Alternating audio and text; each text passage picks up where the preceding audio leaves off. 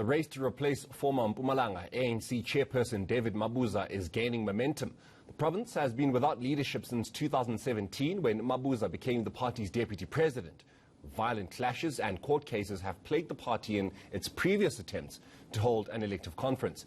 The ANC has since established an intervention task team to assist the province. Our senior reporter, Siphamandla Goge, is in Nelspruit, Mpumalanga, and he joins us now again.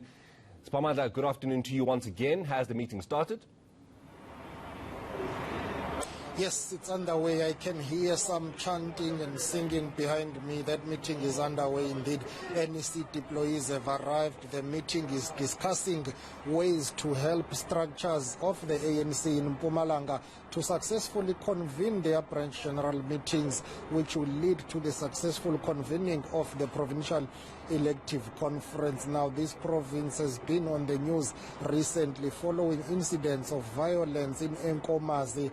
That's when there was a branch general meeting which descended into chaos, but there have been reports that some people were injured during that period or during that incident. But NEC deployees and this National Intervention Task Team is here to ensure that all structures of the ANC understand their roles, from branches to zones to regions up until the Provincial Executive Committee of the ANC, because most members of the ANC in this province or branches have raised issues and concerns about the state and the status of the provincial executive in the province in preparation for that upcoming provincial elective conference. Remember, since 2017, when former Chairperson David Mabuza was elected deputy president of the governing party Nazareth, this province has not had a stable leadership which has been elected in conference. But let's listen to the acting chairperson Siphamandla Goge explaining about the importance of this meeting. They are here to give us more knowledge, to empower branches to understand that this new membership system, the guidelines, give more powers to branches. So that is the main task of the task team that has been dispatched to the province. We know of reports of violence in some branch general meetings of the party. Are the BGMs continuing? Not at all, and they were suspended following reports of violence in eNCA, which is not far away from where we are in Ehlanzeni region. And then the decision was taken to suspend those branch general meetings across the province pending this interaction between members of the National Executive Committee of the ANC who are deployed in Mpumalanga. They include the head of organizing, that is NEC member there, Nomvula Mokonya. There is Dakota Lehwete. Dr. Zwelim Kize is one of the NEC deployees to Mpumalanga. But besides those NEC members, we understand that stalwarts of the party, including former Treasurer General of the ANC, that is Matthew Posa, who once served and led in Mpumalanga, by the way, is also assisting behind the scenes to ensure that there is stability here. So we expect that once these processes have been concluded, those BGMs will be able to continue, because for the provincial conference to take place, branch general meetings of the ANC must take place to elect branch executive committee members, which will then after that ensure that BGMs nominate their preferred candidates for the upcoming provincial conference. Mandla explains again. Got some few incidents. We can't say that BGMs in Mpumalanga generally are violent. We have got some few incidents that we must have to deal with, especially in Komazi, in 2 branches. Before lockdown, we also had 3 incidents. So in total, we have 5 incidents in the province. So we can't just say that there are violence in Mpumalanga.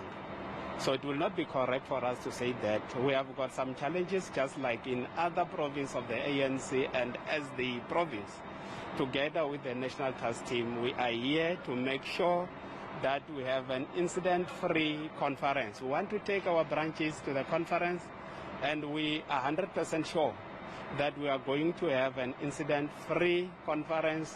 As PEC, we met, we agreed, all of us, even those that are candidates, we agreed that we are not going to coerce branches of the ANC to nominate our own candidates. Guidelines are there to protect branches against the leadership. So all of us are going to adhere to the guidelines of the ANC. So we're going to have an incident-free conference in Mpumalanga. Sipha, so when can we expect the Provincial Conference?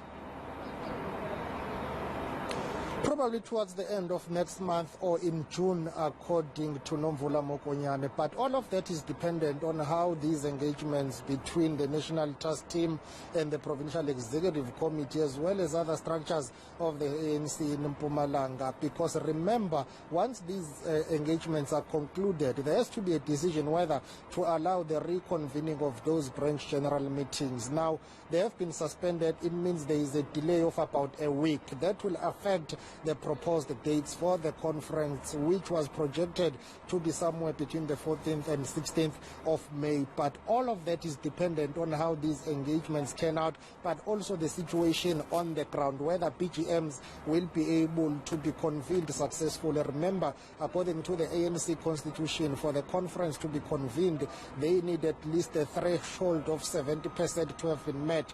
But all of that will transpire later on. Nomvula Mokonyane explains. What is good about the deliberations is that everybody says, yes, they are all committed to conference, but remember it is a conference of branches, and hence the sitting of BGMs becomes very important. We've agreed that from the 2nd to the 8th will be a period where we want all branches here in this region, that they all go to a PBGM, so that you don't have friends of PBGMs. Everybody must be preoccupied in his or her branch. Ideally, we would have wanted to set a date, but the constitution and the guidelines say the power rests with the branch to determine the date. So our recommendation is between the 2nd and the 8th, and there must be a pre-BGM where everybody must check his or her name in the list of membership. And out of that, once the whole province, not only here, we will also be taking a recommendation to the NWC that based on the work that we have done, we can't also punish the entire province that there mustn't be BGMs.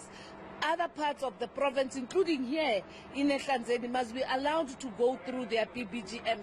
And once the province reaches the target of 70% threshold, then the province must actually then go for their own provincial conference.